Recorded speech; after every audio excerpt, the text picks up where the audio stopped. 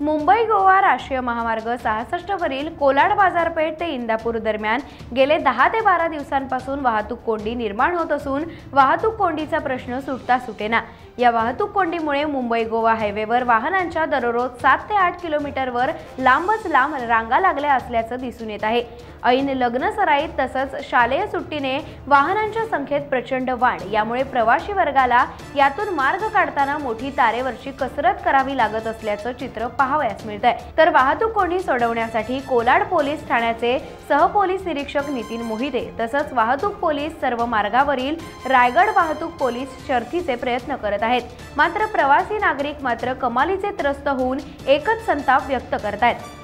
Times डिजिटलला like करा, subscribe करा, share करा आणि बेल आयकॉन दाबायला विसरू नका। पाहत रहा टाइम्स डिजिटल।